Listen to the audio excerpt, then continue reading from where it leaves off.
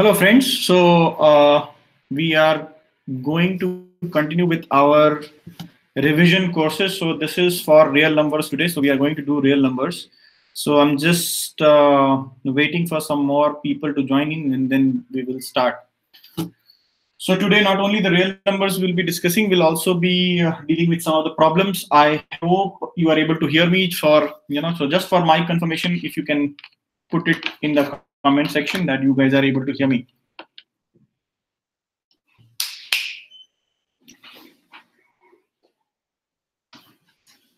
Yeah, all of you are able to hear me, guys. So I can see here and Anirudh present in the class. So let's begin, guys. So today we will be covering the real numbers in as much detail as possible. And towards the end, we will also be trying some of the problems which were asked, especially in the previous year board papers, in 2018 in particular. And we'll see that if time permits, we'll also solve some of the papers which were asked some time ago, some years back. So let's start. In real number chapters can be divided into 3-4 parts. The first part deals with Euclid's division lemma. Then we have fundamental theorem of arithmetic. Then we have application of Euclid's division lemma and fundamental theorem of arithmetic. So let me just write down what all we have studied. So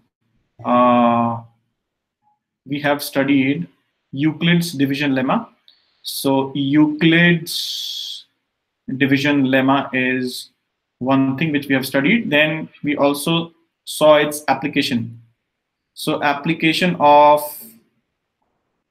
Euclid's division lemma in finding, let's say, HCF of two numbers, two positive numbers, HCF of two positive numbers. This is what we have studied. Then we have studied fundamental theorem of arithmetic. Then we have also studied then again application of this, application of FTA, fundamental theorem of arithmetic, in again finding HCF. Then we also saw problems related to irrationality of numbers. We have to prove whether numbers are rational or irrational. Yeah, this is another. And then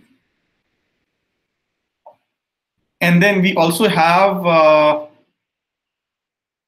something related to, let's say, factors of cases where numbers are expressed in the powers of 2 and 5. So that's one more thing which we have seen. Let me just,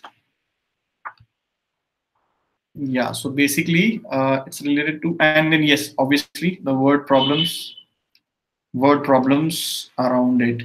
Now in my analysis, I have seen in last 3-4 years there has not been any case where they have given any word problems related to real numbers. Mostly questions have revolved around Euclid's division lemma application to find out HCF, and the long division method to find out HCF, and then fundamental theorem of arithmetic, application of this, or they have given you some surds and you have to prove that the number is irrational. So these are the basic types of questions we'll see towards the end of this session.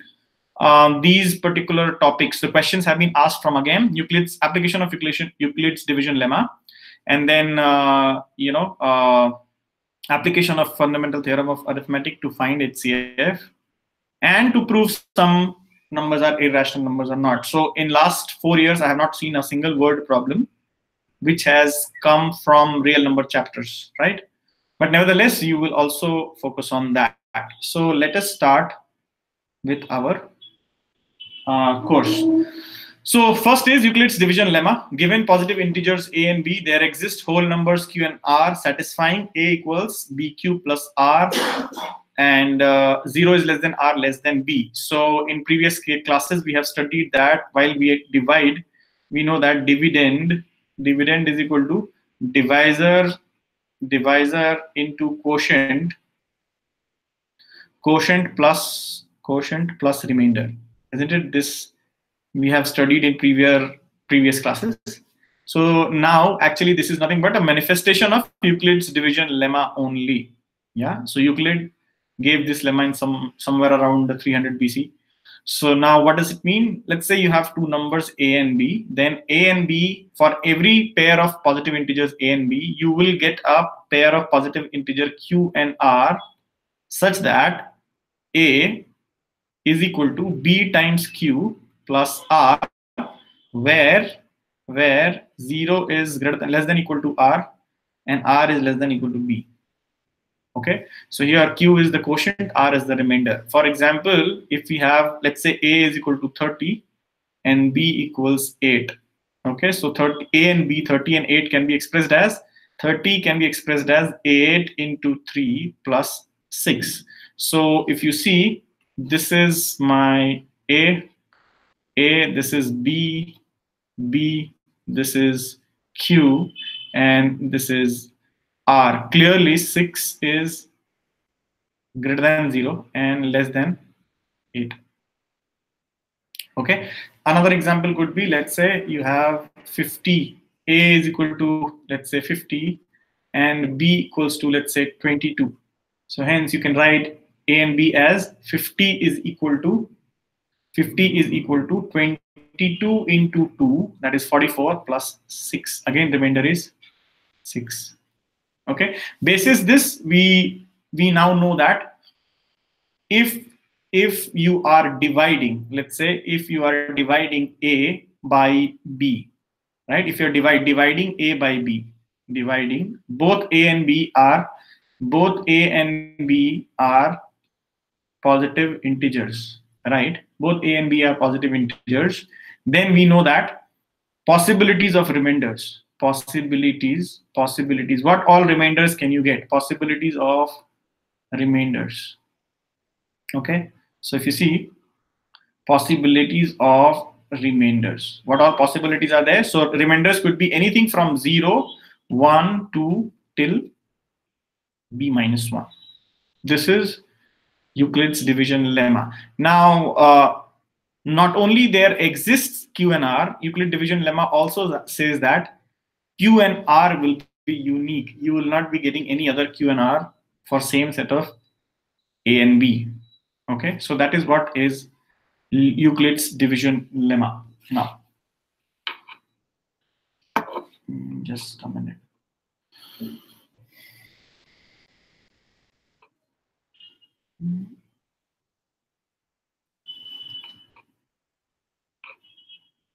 Yeah. Now, next is, let's go to the next slide. Next slide says,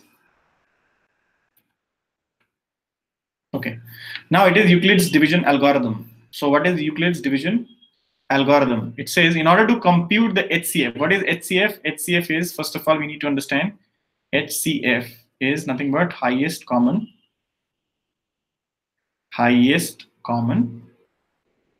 factor,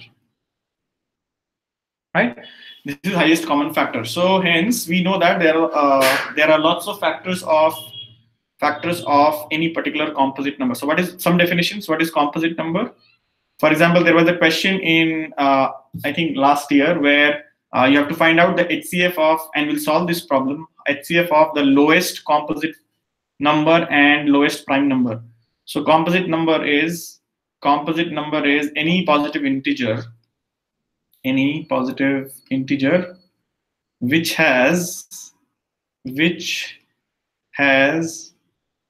more than 2 factors.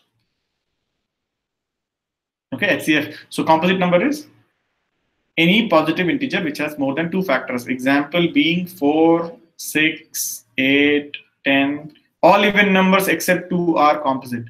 4, 6, 8, 10, 12, and all, not all odd numbers, but numbers like 15, in 21, then 25, these are composite numbers. And there is another, the prime numbers. What are prime numbers? Prime numbers are those positive integers which has only one or the number itself as the factor. Now, this particular slide says Euclid's division algorithm. In order to compute the HCF of two positive integers, say a and b, with a greater than b, by using Euclid's algorithm, we follow the following steps. So basically, I will just take an example and then we will see what are, how to find out, how to compute basically an HCF. Let us take two numbers. Let us say we have 48 and 64. We have to find out HCF of this. So this particular notation is for HCF. This is nothing but HCF. So within brackets, you write 48 and 64. So by Euclid's division lemma, method is this. Simply express 64. So bigger number is 64. 64 can be expressed as 48 into 1 plus 16, isn't it? Right? So express in Euclid's division, lemma. So 64 is equal to 48 into 1 and 16. Now, whatever b was, so in this case, what is a? So this is a. This one is a. This one is b. This one is q, and this is r, isn't it? Now, this is step number one. In step number 2, what will you do? Step number 2. In step number 2, you will take the previous b as a. So hence 48 comes here. And the previous r becomes the new b. So this is 16. Now into new q is 3 plus remainder is 0. Right? The moment you hit remainder 0, the moment you hit remainder 0, you stop the process. So hence we hit here r is equal to 0. Then what is the HCF? So the last b of this line item will be my HCF. So hence HCF is nothing but this 16.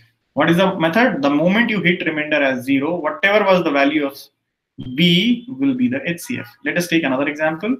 Let us take example like 24 and 80. Okay, you have to find out HCF of 24 and 80.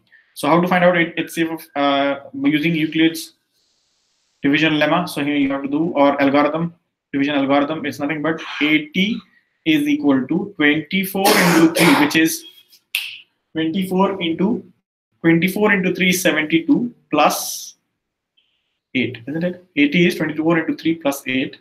So 8 is my, so this is my, again, so what all values are there? This is A, this is B, this is Q, and this is R. So the previous B becomes new A. So hence I can now write 24 is equal to, and the previous R becomes my new B is equal to 3 plus 0. So hence this is my HCF. You hit R equals to 0,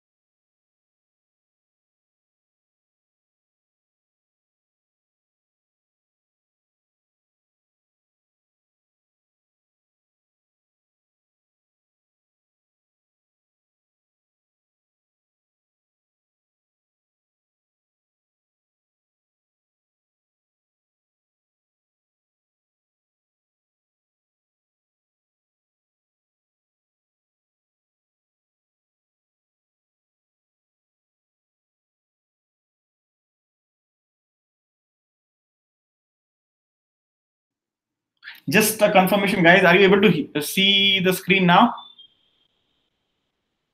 Just anyone can confirm on the comment section.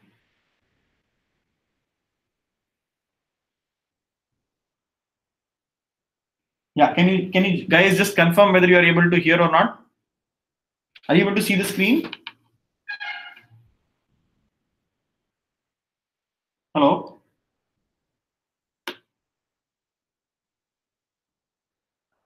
Hello, can you hear the screen? Hello?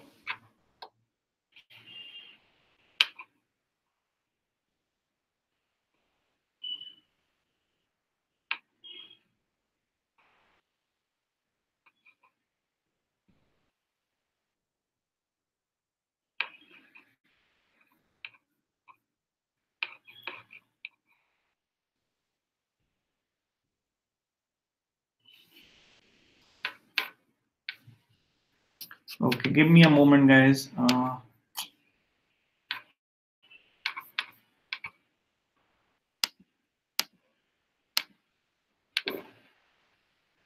Yeah, I hope now you'll be able to see the screen. Just tell me if you're able to see the screen.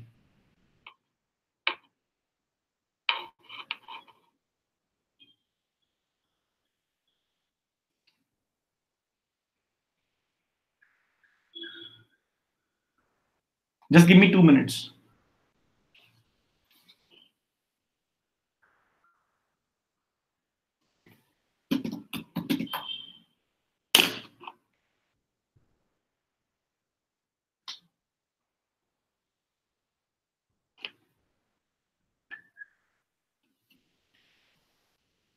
Yeah, now I think you are able to see and hear. Are you able to see and hear?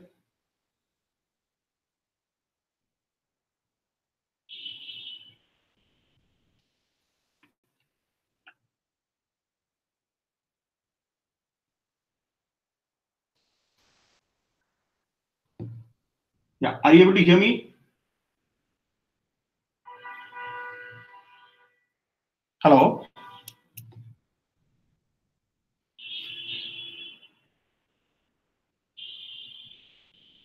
Yeah, can you hear me? Yeah, cool. So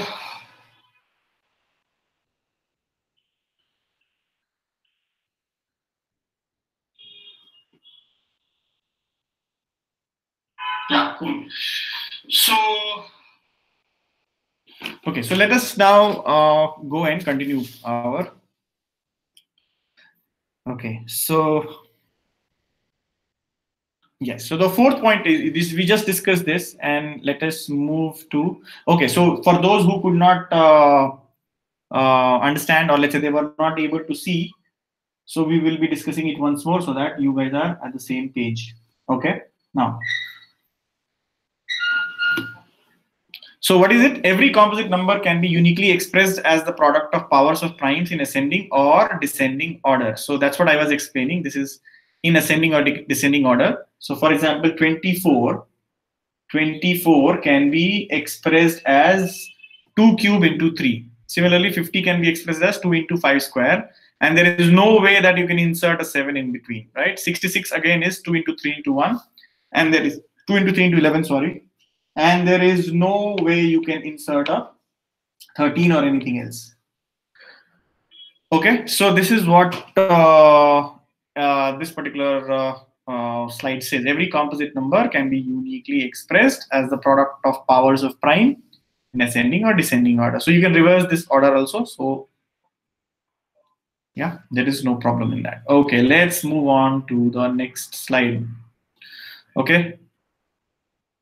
Now, next is let a be a positive integer and p be a prime number such that p divides a square, then p divides a. This is a very common question. So let a be positive integer.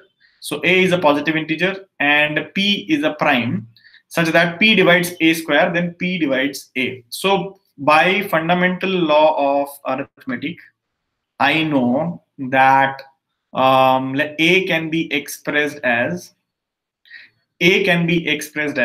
p1 p2 in p1 to the power m1 P2 to the power M2, like that, and so on and so forth, Pn to the power Mn, right? Where P1, P2, dot dot dot till Pn, all are primes, all are prime numbers. Okay, P1, P2, Pn, all are prime numbers, all are prime numbers, and M1 and M1, M2, M1, M2, and Mn. So let's say M1, M2, until Mn, all are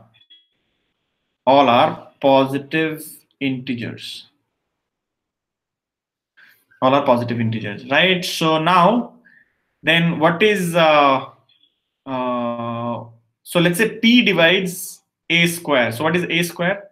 So A square will be, A square is equal to P1 to the power this P1 to the power M1 into P2 to the power M2 dot dot dot Pn to the power Mn whole square.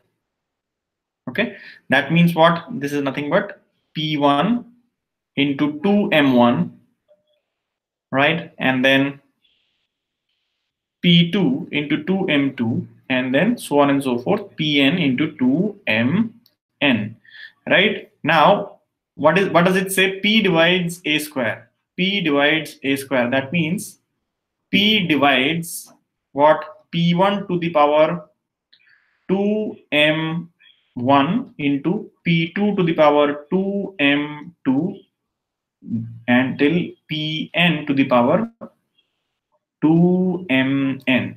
Now clearly P is a prime number, right? So P is a prime number, and P divides product of prime number. That means P has to be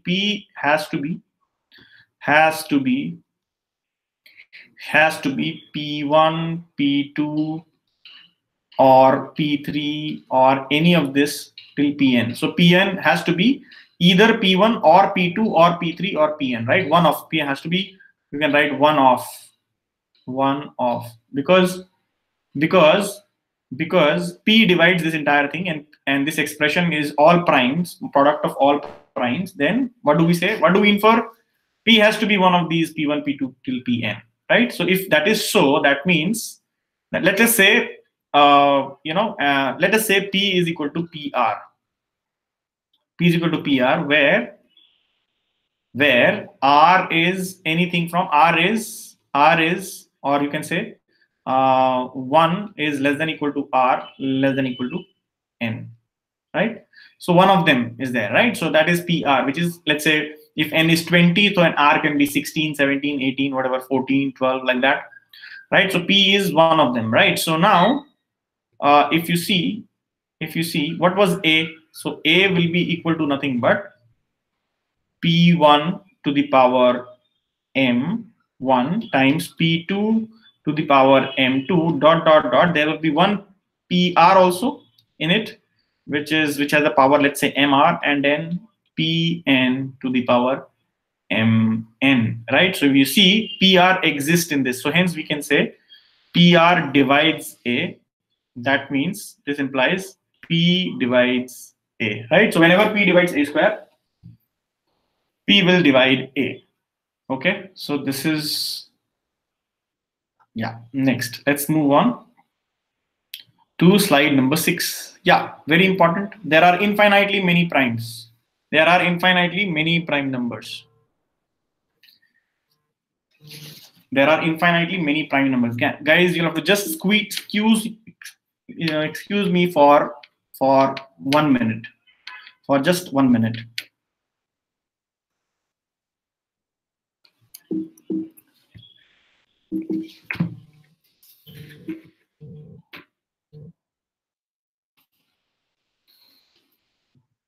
Just 1 minute, guys.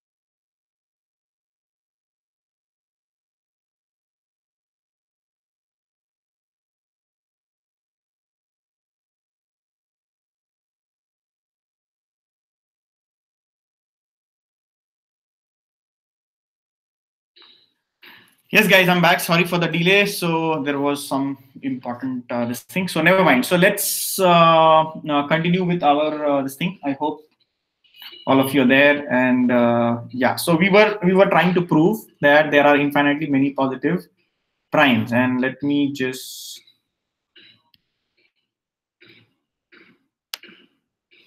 So how to prove this? There are infinitely many primes. Many positive primes. So we use, let's say, the concept of contradiction, right? So there are infinitely many positive primes. That means there is no largest. You can say there is. You can. This can be also be expressed as there is no largest prime number. You can't find the largest prime number. So far we have not been able to, and now we know that it is not possible to. It's also not possible to find the largest prime number. So how do I prove that there are infinitely many positive primes? So let us say we have, we will do it by contradiction. How will we do it? Contradiction. And the very method is this, that you assume that there is a largest prime number. Okay. So let us say that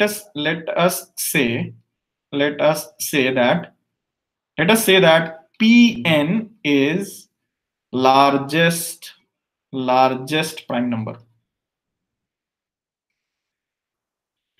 Let us say that Pn is the largest prime number. That means P1, P2, P3, all are prime numbers till Pn minus 1, let's say, all are less than Pn, right? Pn is the largest prime number.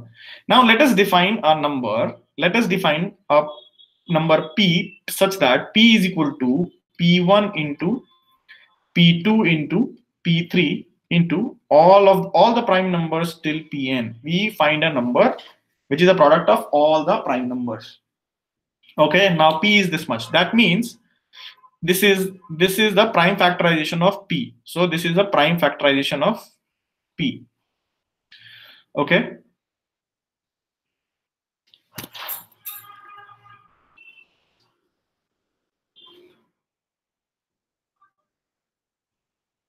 So this is the prime factorization of P.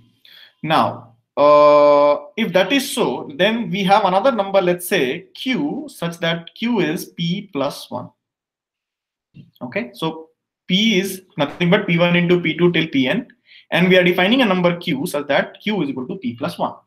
Now, clearly P1 does not divide Q, right? Why? Because P1 divides P. Obviously, one particular prime number doesn't divide two consecutive numbers.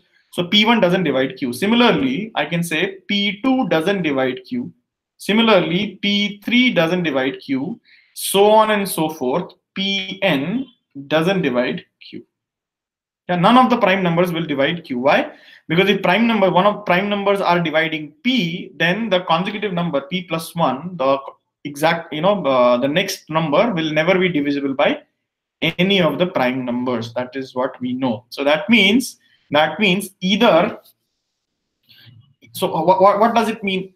It means that it has this meaning that Q is, either Q itself is a prime number, right? Q itself is a prime number. This itself is a prime number. Why?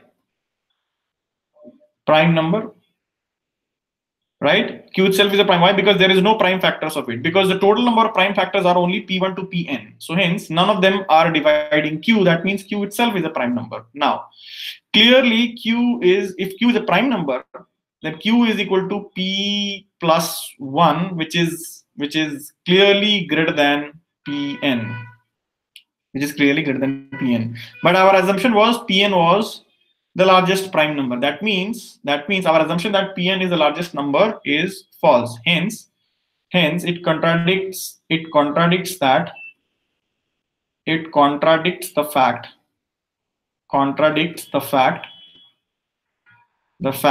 that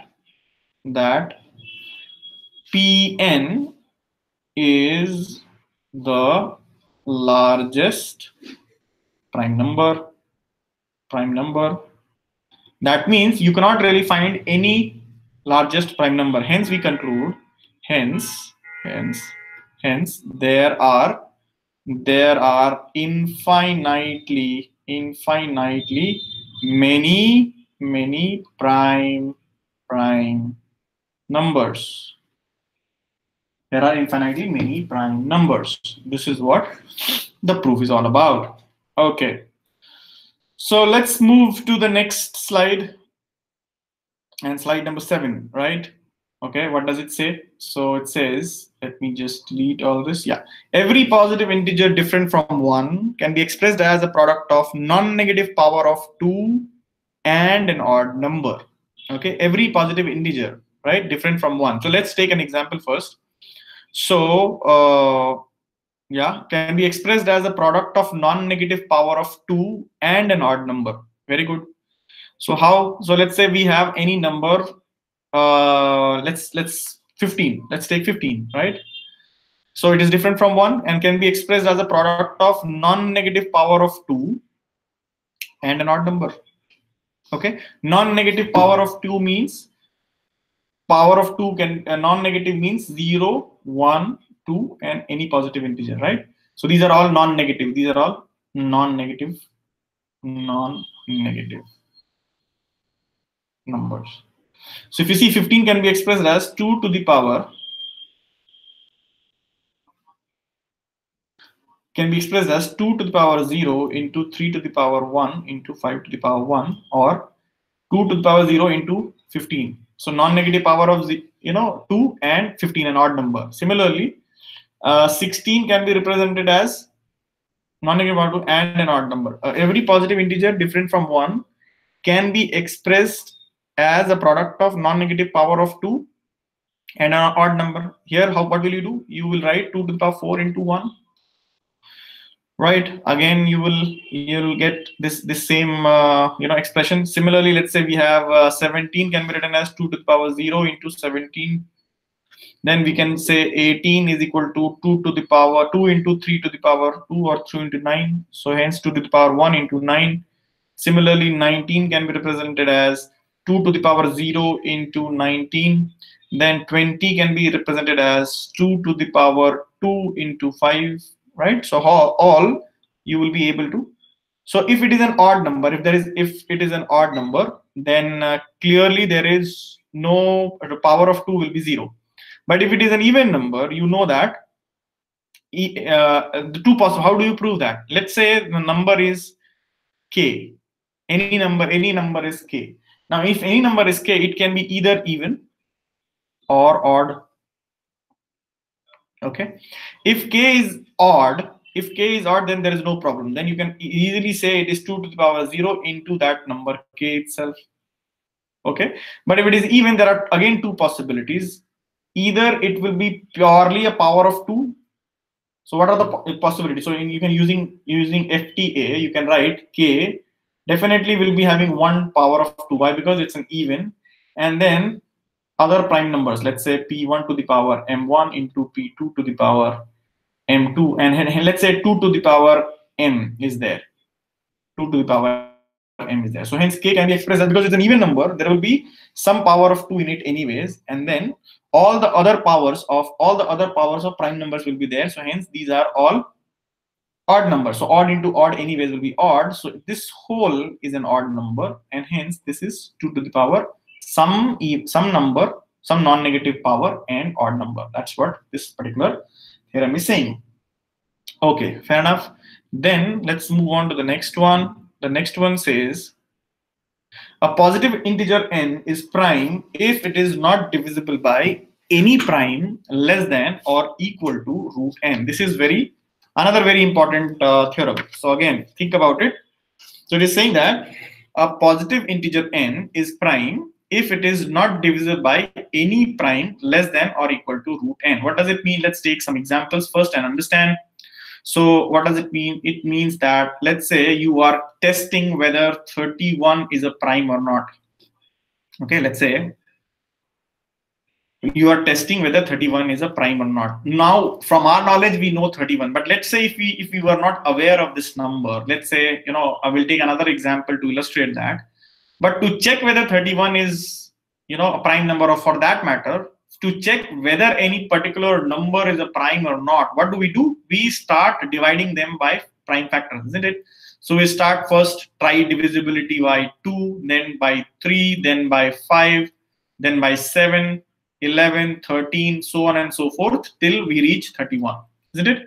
So that is how we do. Now this law says, this particular theorem is saying, you don't need to check the divisibility by all the prime numbers, all the prime factors less than 31. You can actually restrict it to prime factors less than root 31. So root 31 will be somewhere around 5 point something, right? 5 point something. It is neither it, or you can say root 31 lies between 5 and 6. Okay, that means they are saying if you check with all the prime numbers less than root 31. So what all prime numbers exist less than root 31? 2, 3, and 5. Now, if you try to divide 31 by 2, 3, and 5, if you don't get any integer as the quotient, then you can clearly declare that 31 is a prime number. 31 is a prime number. Let's say if 2 doesn't divide 31, 3 doesn't divide 31, and 5 also doesn't divide 31, then you need not check and divide it by 7, 11, 13, and so on and so forth. This is what this theorem is saying. So let's say if a number is not divisible by any prime, is any prime less than or equal to root n, then it will be a prime number. Okay, let's take another example where it is the other case. Let's say we have a number 64. Right, so 64's root is 8. Okay, then what they are saying is 64 clearly is not a prime number. 64 is not a prime number. That means root 64 is 8. That means there will exist a prime number less than 8 which will divide 64, and clearly we know that 2 divides 64. Okay, so hence, let's say if you are not aware of the number 64, whether it is a prime or not, so what do we need to do? Find first root 64. So let's say root 64 and find the nearest integer or greatest integer of root 64. So hence that will be, in this case it is clearly 8. Now I will just check the divisibility of 64 by prime numbers less than 8. That is, they are 2, 3, 5, and 7. These are the prime numbers less than 8. Now that is root 64. Now if I divide 64 by 2, I get a quotient, right? That is 2 divides 64 clearly. Hence, we don't need to go further because now anyways we have got a factor, right? So all of you know that even numbers anyways are not prime, so it will be not correct to check for 64. Let us check another number, let's say 91. Okay, and we need to see whether 91 is a prime or not. From our knowledge, we know root 91 is prime, but then how to check this? So let us find out root 91. So root 91 is something like this. 9 is less than root 91 is less than 10. Why? Because 9 square is 81 and 10 square is 100, and 91 lies between 81 and 100. So we know that 9 is less than root 91. Now, to check whether 91 is prime or not, we will only consider dividing 91 by prime factors less than 9, which are 2, 3, 5, and 7. We don't need to go even for 11 or anything else to check whether 91 is divisible by these numbers or not. So does 2 divide 91? Clearly no. Does 3 divide 91? Clearly no. Why? Because 9 plus 1 is 10, which is not divisible by 3. So 3 doesn't divide.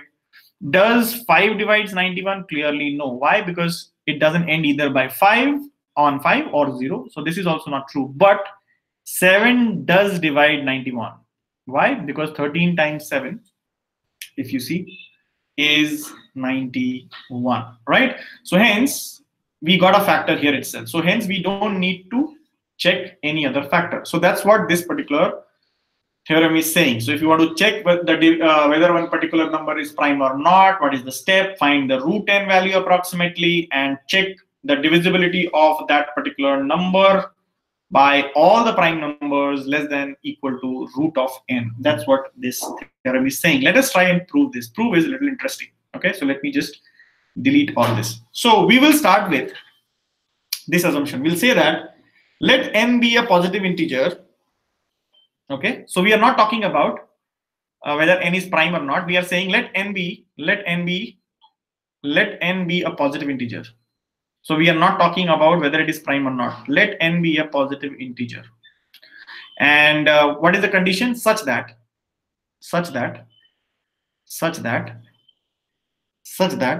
no prime less than root n divides n. This is our starting point. Divides n. What are we saying? We are saying let n be a positive integer. Forget about whether it is a prime or not. Let n be a positive integer, which is this character. What character? No prime less than root n divides n. Okay, all the primes which are less than root n are not going to divide n. Okay.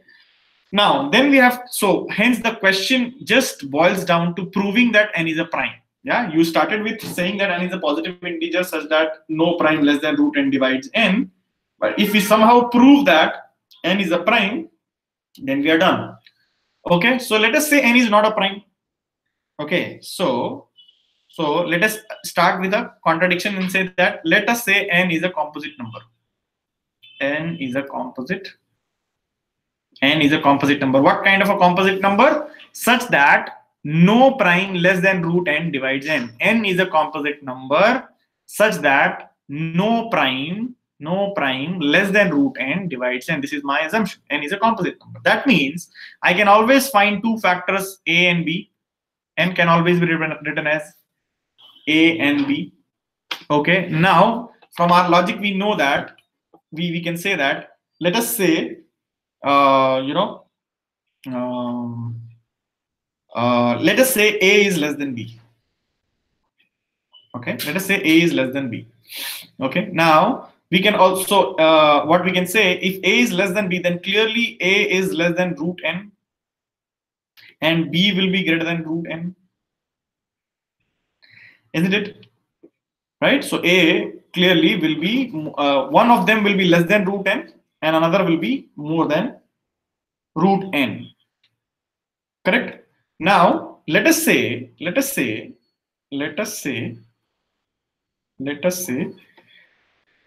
P divides A.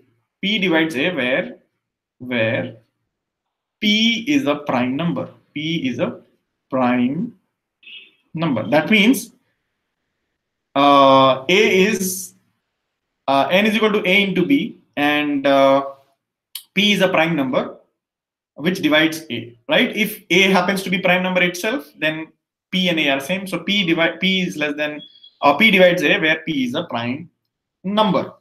Then P is a prime factor. So P divides A. This implies P divides AB.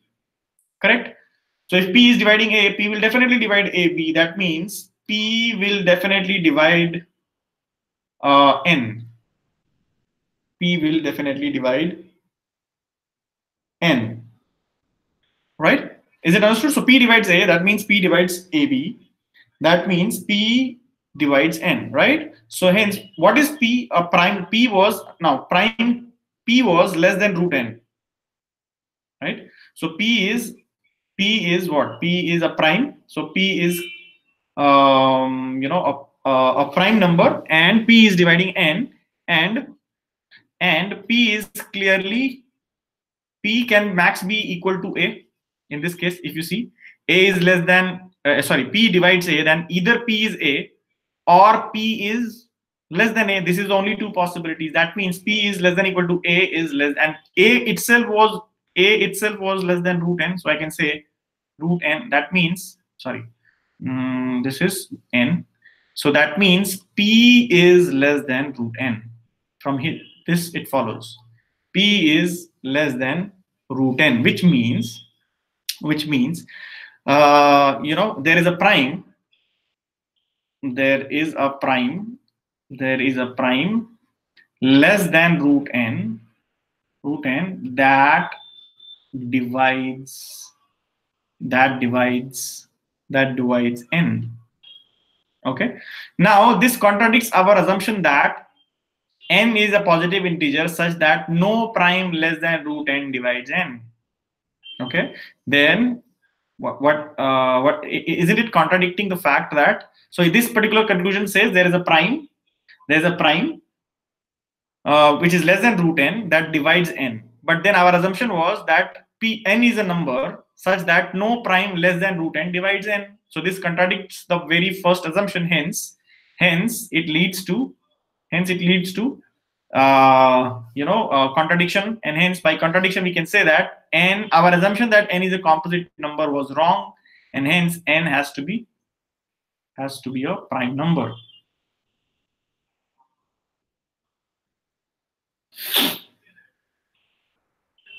Right?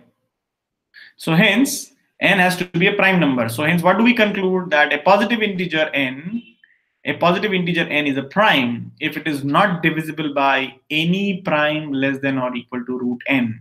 I'll again go through the proof. Please be careful and please understand it very thoroughly. So we say that forget about being prime or not. Let n be a positive integer such that no prime less than root n divides n. This is our assumption. And then we are saying that we just need to prove that if somehow we prove that n is a prime, then we are done, right?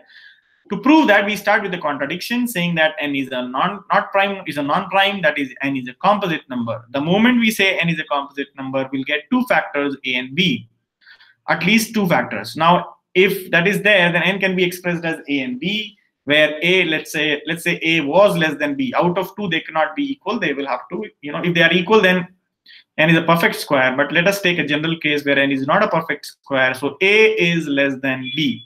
If a is less than b, and we also know that there are two factors, then one has to be less than root n and another one has to be more than root n. So let's say a is less than root n. Then let us say there is a prime factor p which divides a, correct? Now either a itself is a prime number or there will be a factor of a also. Let's just say that prime factor is p. So p divides a, where p is a prime number. Then if p divides a, then p definitely divides ab. Then hence p definitely divides n. That means p, which is less than or equal to a, is less than root n. That means there is a prime number less than root n. Hence there is a contradiction. We have started with the assumption that there is no prime less than root n which divides n. But here we are getting one prime which is less than root n which divides n. Hence we say that our assumption that n is a composite number was wrong.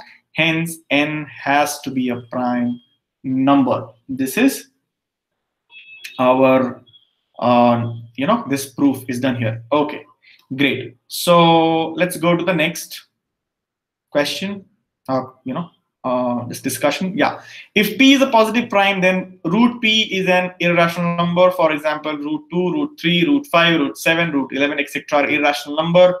If at all they however do not give such questions to prove that root 2 is a prime number, they will always start with saying that if root 2, not root 2 is a prime number, root 2 is an irrational number.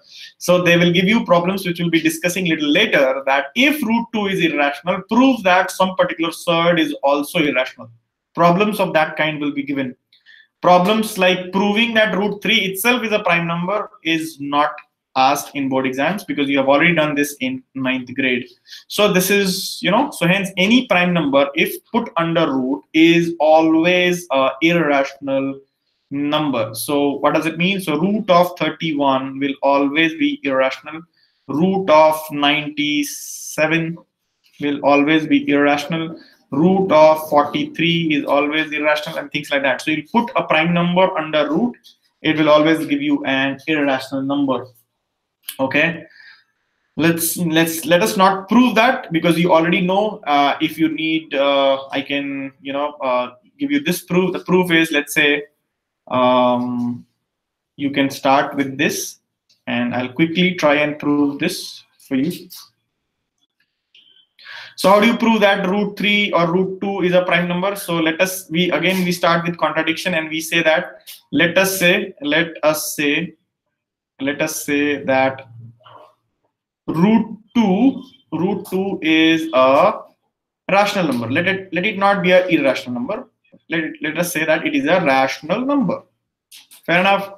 Then if it is a rational number, we know rational numbers will always be expressed as P by Q form. So hence I can always say P by Q is √2, where P and Q belong to the set of integer and Q is not equal to 0. Q is not equal to 0, right? So this is what rational numbers definition means. That means squaring both sides, I'll get P square by Q square is equal to 2. So hence P square is equal to 2Q square. That means P square is an even number, right? If P square is an even, I know P is an even number. Okay, and one more criteria in this is that P and Q are co-prime. Right? There is no common factor between P and Q. Right? Then only we express. So three criteria of a rational number. P and Q it should be expressed in the form of P by Q, where P and Q are integers.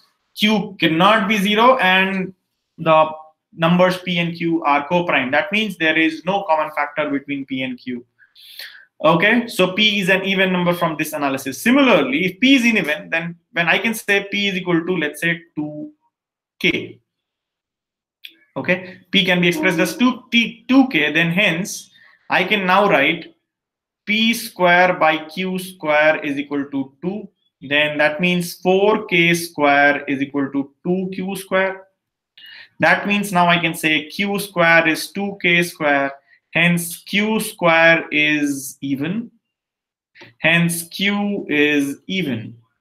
Now here is what we are seeing a contradiction. So P is an even and Q is an even. That means P and Q are the HCF of P and Q is not 1. Why? Because both are even. That means at least 2 is a common factor.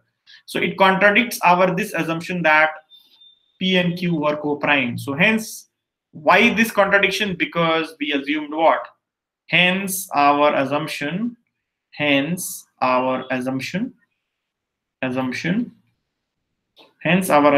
that √2 is a rational number. √2 is a rational number is wrong. So hence we say √2 is an irrational number. Perfect. Let's move on and then see what is there up for us next. So slide number 10. Let X be a rational number whose decimal expansion terminates. Then X can be expressed in the form of P by Q, where P and Q are co-prime, and the prime factorization of Q is of the form 2 to the power m into 5 to the power n, where m and n are non-negative integers. Very interesting again. So let us go back to, wait a minute here. So let X be a rational number. So X is a rational number whose decimal expansion terminates. That means it has a terminating decimal expansion. Then X can be expressed in the form of P by Q, where P and Q are co-prime. Okay, so let us take an example first. Let's say I have 0.42. Right, so there's a terminating decimal expansion, isn't it? So 0.42 terminates. Right? There's no repetition of any digits here, right? So clearly you can see 4.42 can be written as 42 upon 100. Okay, and you can reduce it to as much as possible so that P and the numerator and denominator do not have any common factor. So let us reduce it. It is divisible by 2, so this is 21 by 50. So I reduce it to the most simplest form of fraction. Now, if you see, P is equal to 21 here, and Q is 50, and P and Q are co-prime, isn't it? So P Q is equal to 1. HCF of P and Q is 1. So hence P and Q are co-prime. Right? So if you see Q, what is Q? Q is 50, which can be expressed as powers of 2 and m. So let's say it is 2 into 5 square. Right? So powers of 2 and 5, right? 2 and 5. So here 2 to the power 1 and 5 square, right? So m is equal to 1 and n is equal to 2. This will always happen. Let us take another one. Let us take 52.6. 52.6 is a terminating decimal representation. So 52.6 can be written as 526 upon 10. Okay, and then you can eliminate a 2. 2 is there in denominator and numerator. So you'll see this is 263 upon 5. Right? So if you see 5, the denominator, this is again 263. At CF of 263 and 5 is 1. So they are co-primes, right? So once you have done it, you will know that 5, the denominator q is equal to 5 can be expressed as 2 to the power 0 into 5 to the power 1. So m is equal to 0 and n equals to 1.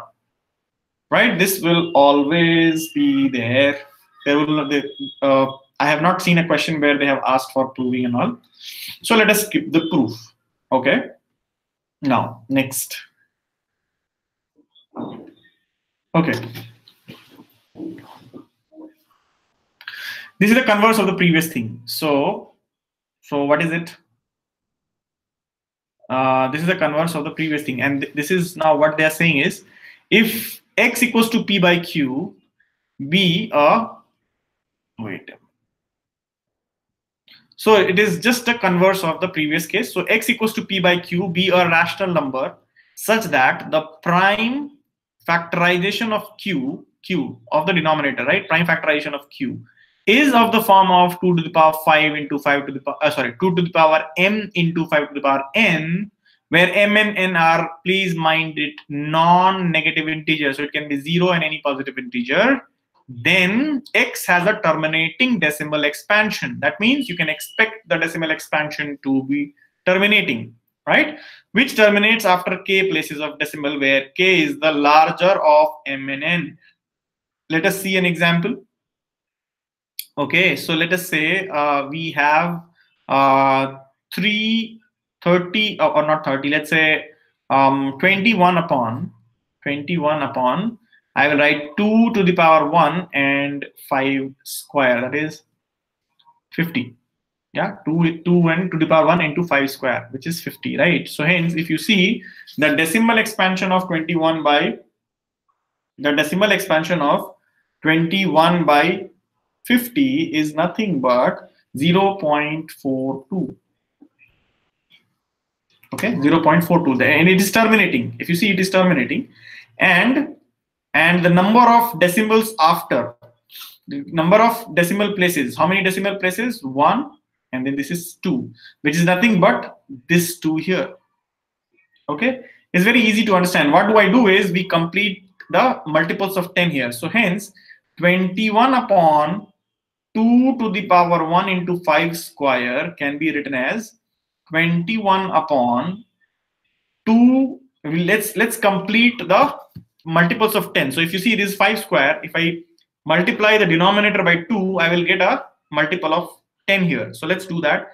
So if I do this, I will get multiple of 10 in the denominator, but I have to also adjust it by multiplying 2 in the numerator. So hence, what do we see? We see 21 into 2 upon 10 square. Okay, so 2 was the maximum of the powers of 2 and 5. So 10 square, and I know anything divided by 100 will have 2 decimal places after the decimal point, right?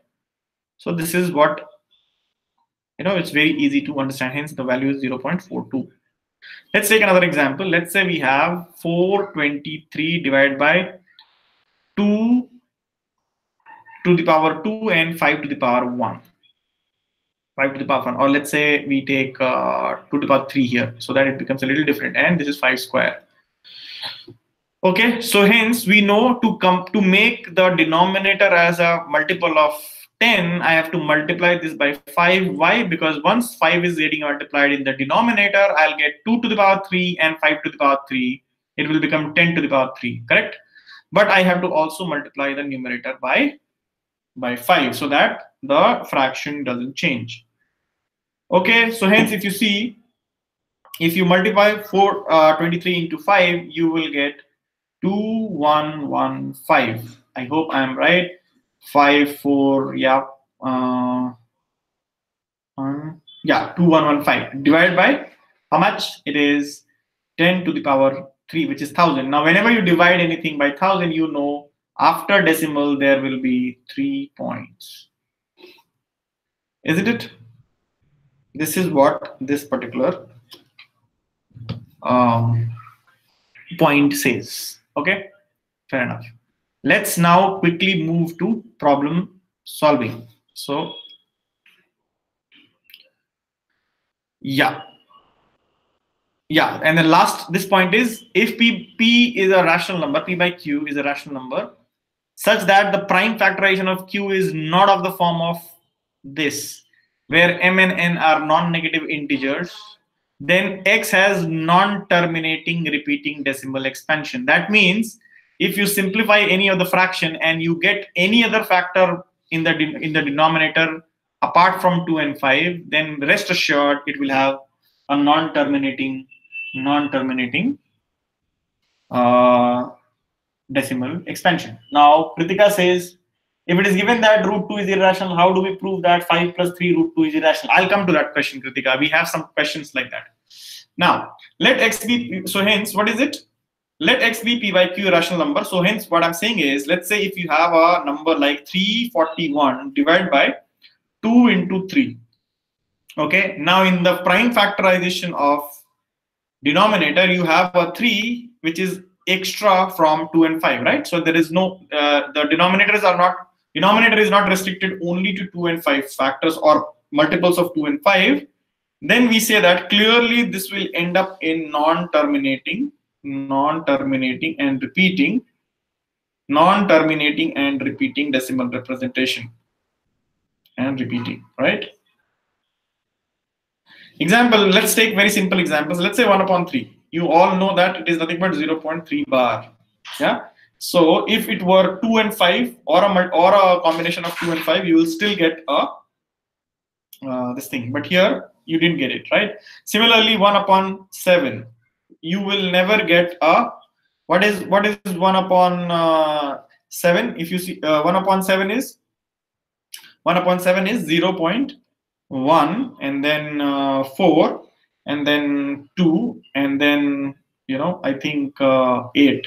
Yeah, so 1 4 2 8 and then 5 then 7 1 4 2, like that. So this is how it will be. It will start repeating after some time. Yeah, so 1.14285714, like that it will go on, right? Again, so if you see 0.1 by 7 is nothing but 0.142857 bar. I hope I'm doing the calculations correctly. You guys can pinpoint if it's not done properly, right? 1.14285714. Right, so like that it will be. So if you see, had it been some 2 and 5 and multiples of 2 and 5 only here, then you would have got a terminating decimal representation.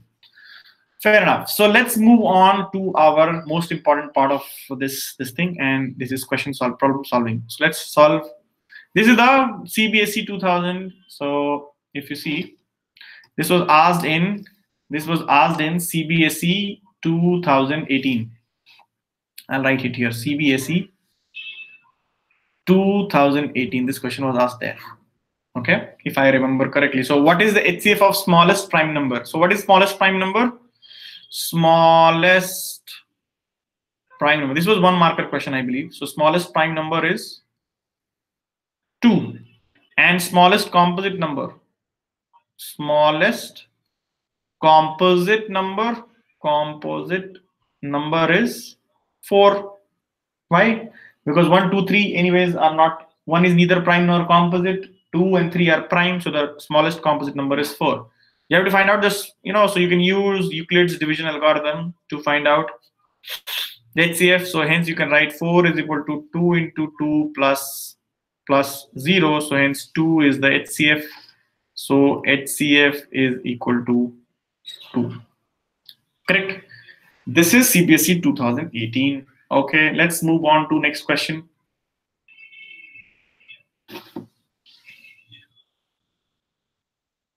Question is, yeah, so this is what Kritika is also asking. So let's prove this. Let's solve this question. This is again CBSE, I think. CBSE 2018. problem. Given that root 2 is irrational, prove that 5 plus 3 root 2 is an irrational number. Okay, so root 2. So how will you solve? This is how you should approach the paper. Okay.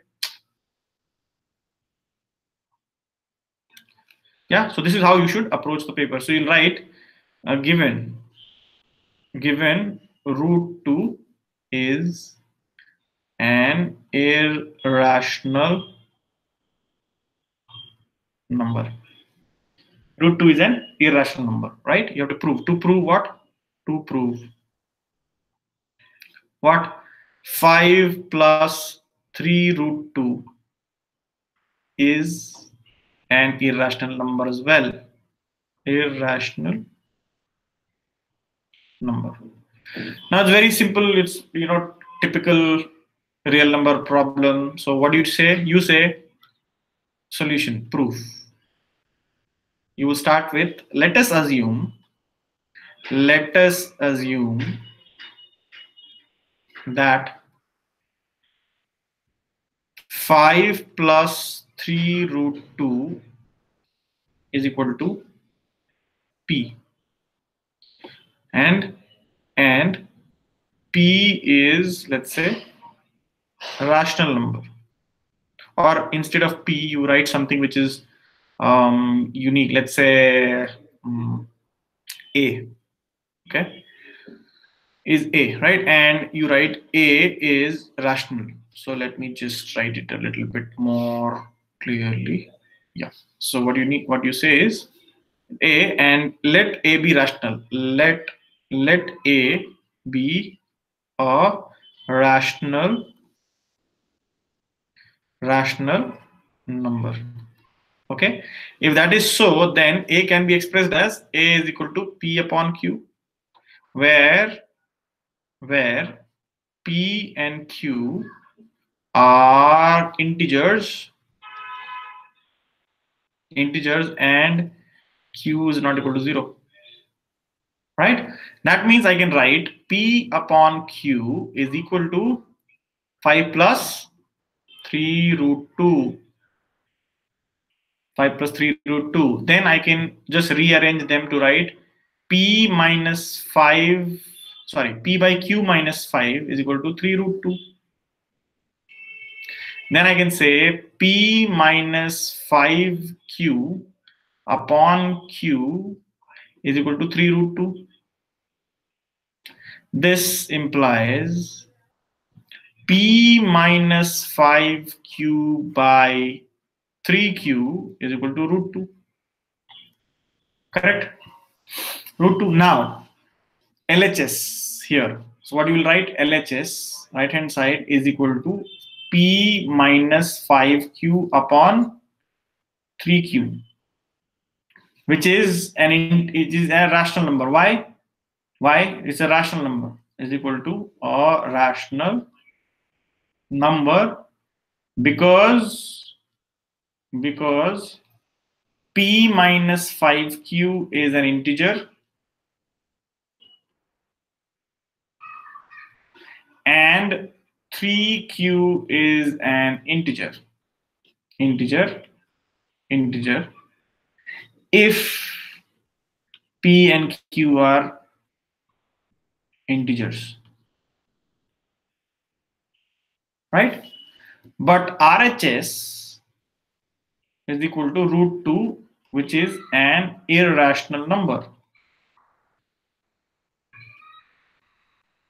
right? So hence LHS cannot be equal to RHS. So hence it leads to a contradiction. So hence it leads to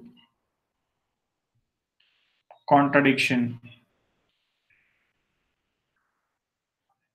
Hence we can say, hence we can infer, hence our assumption was wrong. Hence 5 plus 3 root 2 is not a rational number, and hence it is a something which is not rational is always an irrational number. Okay, that's how you will have to go over it. I think this was a 2-marker question. This was of 2 marks in the board. Okay, fair enough. Let's move to the next question. Question is, find HCF and LCM of 404 and 96 and verify that HCF into LCM is product of two given numbers. Okay, so let us do it. Find the HCF and LCM. So how will you find out HCF and LCM? Let us find out. So we will use the fundamental theorem of arithmetic. In this way, you will also learn, and this will be revised for you as well. Okay, so hence, how do we find out HCF and LCM? Using FTA. So 404, let us express 404. What is the prime factorization of 404? So it is clearly 2 square into 101. Isn't it? Right? 2 square into 101. Now let us say, usually what happens is people get stuck that whether 101 is a prime or not. But then you can always do a rough work and check. We just learned. What did we learn? That you just need to divide if you, let's say you have to check whether 101 is a prime or not, because if you don't remember the tables, usually people forget that. So hence what we do is, let's check whether 101 is a prime or not. So hence what should I do? I should find out root 101 approximate value. And so hence root 101 will be less than, or let's say is greater than 10, isn't it? Because root 100 is 10, right? So you just need to check with what all? 2, 3, 5, and 7. Yeah, I just need to check the divisibility of 101 by 2, 3, 5, 7. If it is divisible by any one of them, then it's anyways not a prime. If it is not, then you don't need to check any other number, and you can declare that 101 is a prime number. So clearly 2 doesn't divide 101. It's an odd. 3 doesn't divide 101 because digits don't add up to multiple of 3. 5 doesn't divide 101 because the units place is not neither 0 nor 5. 7 also doesn't divide 101. Why? Because if you divide, you can do the division, literal division, because if you divide 101 by 7, 3 will be the remainder. 7 divides 98, but 7 doesn't divide 101, right?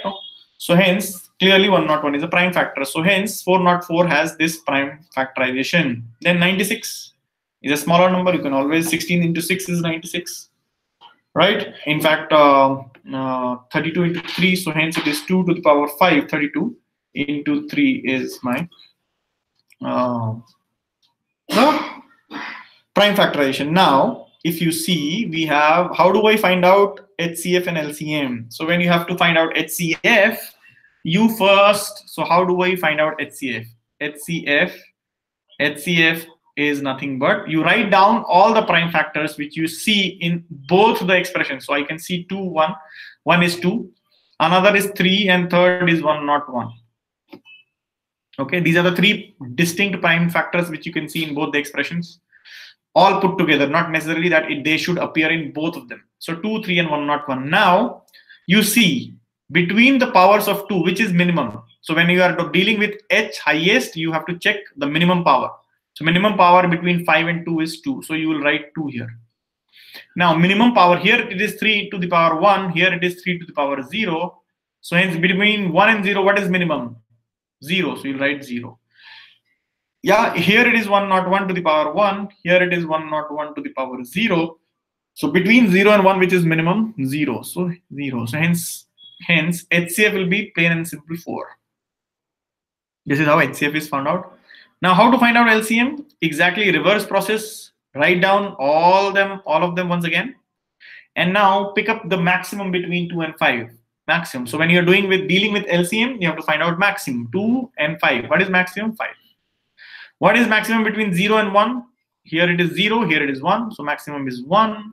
And what is maximum between 0 and 1 again for 101? It is 1. So hence LCM will be 32 into 3 into 101, which is 9696. Right, this is LCM. Now let us check whether it is happening or not. So HCF into LCM is nothing but 4 into 9696, which is nothing but, if you do 4 6 are 24, carry 2, 4 9 are 36, 38, carry 3, 4 6 are 24 again, and 3 added to 27, carry 2, 4 9 are 36, and 2 38. So 38784 is my HCM into LCM. And now let us say what is 404 into 96 is. So either you can use your distributive law. What is it? 400 plus 4 into 100 minus 4. Either you can do that, yeah, to simplify, or you can simply multiply on the sidelines, right, in the rough page, and you can see 404 into 96 is also 38784. So if you want to check with here itself, so 400 into 100 is 40,000. Then 400 minus 4 is minus 1600, and then this is plus 400, and this is minus 16. So if you see 1600 minus 1600 plus 400 is minus 1200. So minus 1200 is 16. You have to subtract what from 40,000? You have to subtract. This is minus 1200 and minus 1216. You have to so 1216. You have to subtract. So if you subtract it, this you'll get 8, and then again 7. 4, 9, 1, 8, 9, 2, 7, 9, 1 is 8, and this is 3, 8, 7, 8, 4. So both of them matches. So hence product of two given numbers is verified. This is product of two numbers. Product of numbers. Product of two numbers. Right. So this is verified. This was another previous year paper. Fair enough. Next, let's go to question number 16. Oh, cool. So this is another previous year paper. So write whether 2 root 45 plus 3 root 20 divided by 2 root 5 on simplification gives an irrational or a rational number. Let us do this. So 2 root 45 can be written as 2 into, again you used FTA and find the prime factor. So it's clearly 3 square, 9 into 5. And plus 3 into root of 20 can be written as 2 square into 5. And then it is 2 root 5. Okay, so hence you will get 2 into 3 into root 5 plus 3 into 2 into root 5, isn't it? So 3 square, 3 root 5, 3 root 5, and plus 3, this 2 comes out, so 3 into 2. Yeah, 3, this 2 will come out, and then root 5 divided by 2 root 5. So clearly it is nothing but 6 root 5 plus 6 root 5. It is 12 root 5 upon 2 root 5. So this root 5 and this root 5 will get cancelled. Why? Because they are not 0. So hence this is 6. So answer is 6. So it is a rational number. All integers are rational number, right? Very good. Next question. Given that root 3 is then again similar type of problem. So let's solve it. Given that root 3 is an irrational number, prove that 2 plus root 3 is an irrational number. So what do? We start with assumption again. So let us say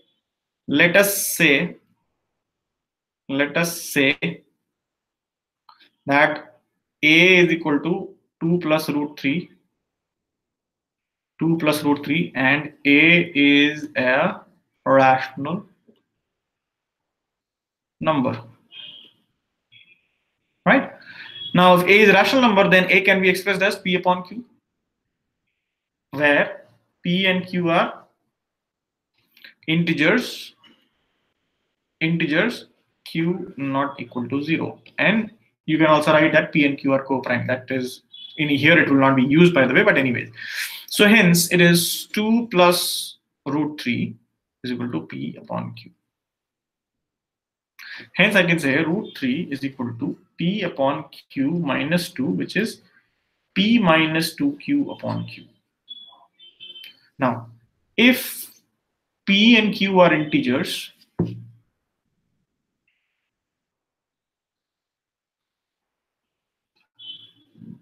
then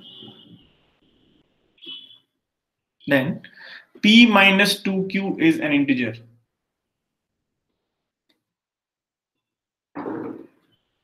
Right? And Q, so anyways is an integer, Q is an integer.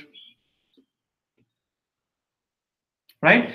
That means P minus 2Q upon Q is a rational number.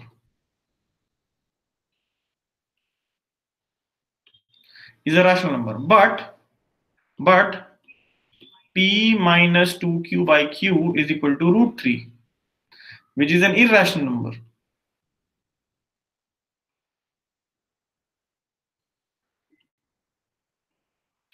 Now this cannot be true simultaneously, so hence our assumption, so hence a rational number cannot be equal to irrational number. Hence our assumption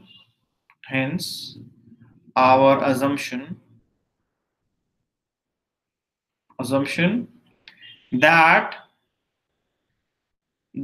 2 plus root 3 is rational is wrong, and hence 2 plus root 3 is an irrational number. Okay, this is similar to whatever we just did some time back. Okay, next. So using Euclid's division algorithm, find the HCF of the number 8, 67 and 255. Let us solve this as well for a practice. So what Euclid's division says, you have to express this as a into bq plus r, and you have to keep on doing till you get r equals 0. That was the algorithm. So let's start. So 867 is equal to how much? I think 250 into 3. So 255 into 3 it will be, and it is 750, and the remainder will be plus 117. Just inform me if I do any calculation mistake, but I think 867 and 255, right? So 255 into 3 plus 117. I'm sorry. Oh, it's 255. Sorry, it's wrong. It's not correct. It's not correct. Yeah. So 255 into 3 will be 765. Sorry. So 1 not 2. So it will be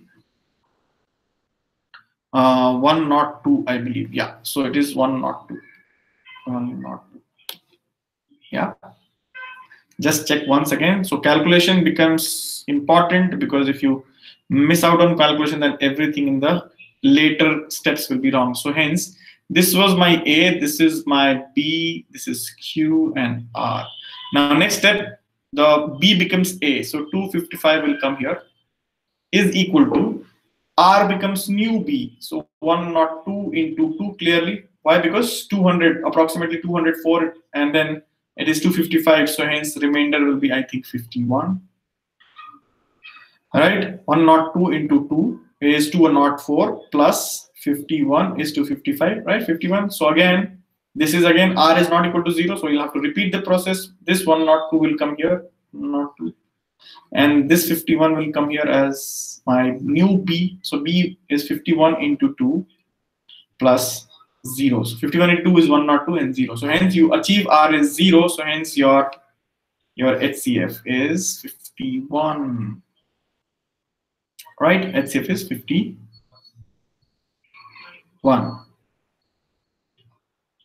Isn't it? Yeah. So you see 51 into 17 is 867, and 51 into 5 is 255. Okay, this is how you'll have to do with Euclid's division algorithm. Okay, next. Next question. Question number. Okay, show that n square minus 1 is divisible by 8 if n is an odd positive integer. Again, use of Euclid's division lemma. So let's start. So how do you approach this? So that n square minus 1 is divisible by 8 if n is an odd positive integer. So n is odd, they have themselves have given. So if n is odd, then n can be written as 2k plus 1, where k is a positive integer. Okay, Then let's do this. So n square minus 1 is equal to 2k plus 1 whole square minus 1, which is equal to 4k square plus 4k plus 1 minus 1, which is nothing but 4, which is nothing but 4 times k square plus 4k, which is nothing but 4k times k plus 1, right? Now, k can be even. So if k can be even or odd, let's say when k is even, then k can be written as 2m for some positive integer m. Then 4k square plus 4k is equal to 4 into 2m into 2m plus 1, correct? Which is 8 into, within brackets you write m into 2m plus 1. Then clearly 8 divides 4k square plus 4k, or 8 divides n square minus 1, correct? Now if k is odd, then k can be written as 2m plus 1. Then 4k into k plus 1 becomes what? 4 into 2m plus 1 into 2m plus 2. So again you can write 4 into 2 into 2m plus 1 into m plus 1. Clearly all these m is an integer, so hence you can write this as 8 into, within brackets 2m plus 1 into m plus 1, right? So 8 clearly divides. So again in this case also, so I'm writing here because of the lack of space, so 8 clearly again divides. So in this case also 8 divides n square minus 1. So in both the cases 8 divides n square minus 1.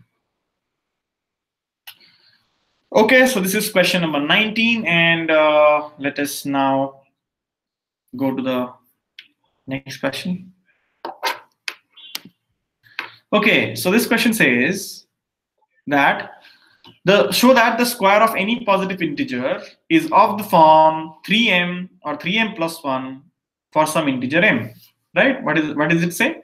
Square of any positive integer, right, is of the form 3m or 3m plus 1 for some integer m, right? So let us say let n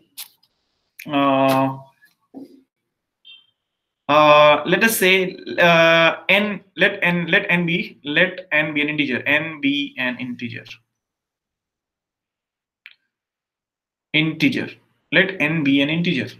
Okay. Now n, there are three possibilities of n. N can be of the form of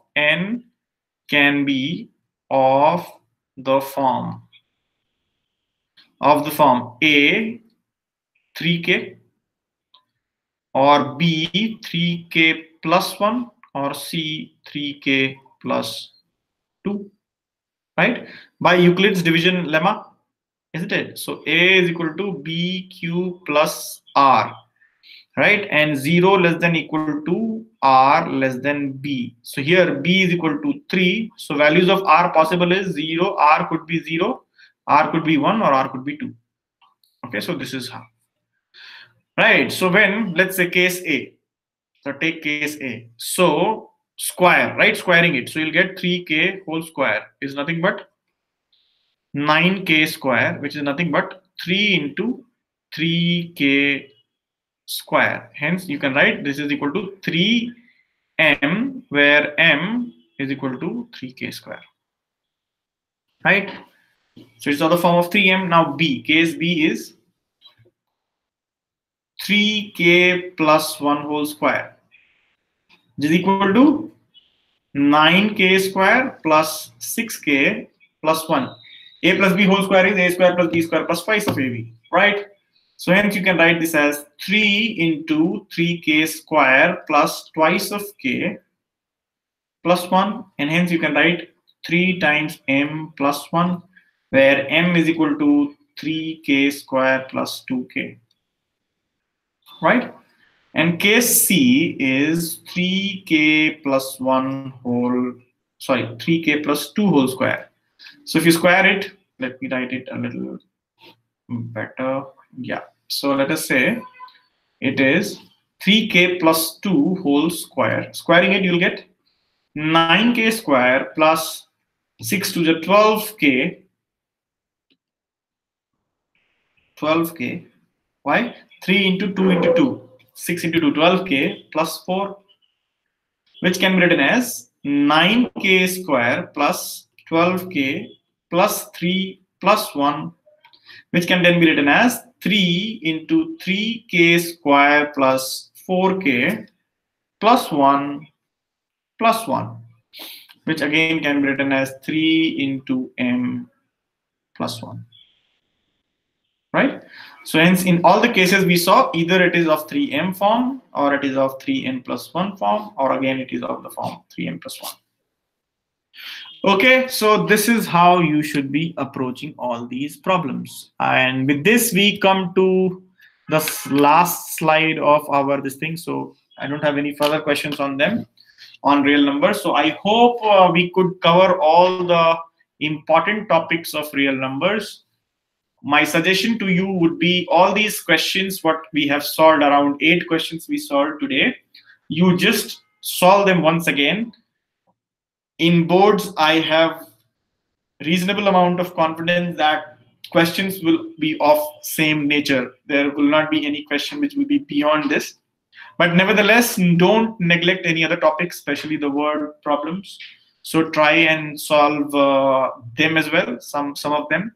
In the last few years, I have not seen a word problem coming from this real numbers chapter. Word problems are mostly from trigonometry, quadratic equations, or pair of linear equations, or your mensuration chapter. But mostly real numbers word problems I have not seen. As I told you earlier, either it will be of the form of proving something to be real or non-real, or irrational number, sorry, real and irrational, not real and non-real. So whether you for example, the cases we just dealt here with, problems like these, given that root 3 is an irrational number, prove that 2 plus root 3 is an irrational number.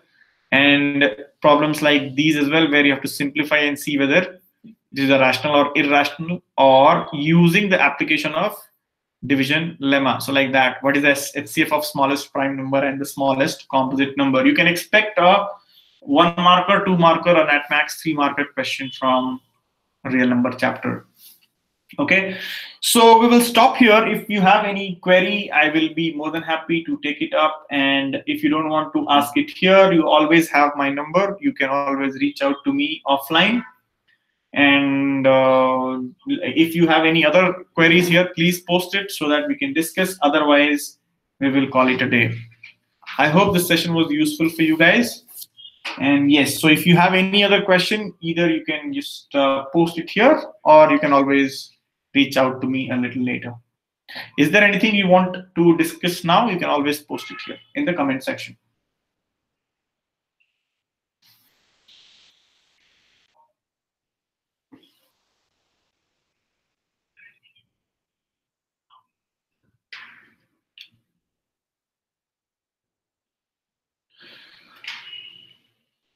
So I don't think there is any doubt or any other question which you guys are going to put it here. So thanks guys for watching this session, and this will be edited and uploaded on the YouTube. So in case you want to have a slow-paced revision again, you can always log on to our channel, youtube.com/Shentum and you can always go through these sessions. Over and above that, we are also posting a lot of previous year questions, video solutions. So please make sure to go through them. So you can subscribe to the channel so that whenever there is a new solution posted, you'll get a notification. So thanks a lot, guys, and all the best. See you in the next class.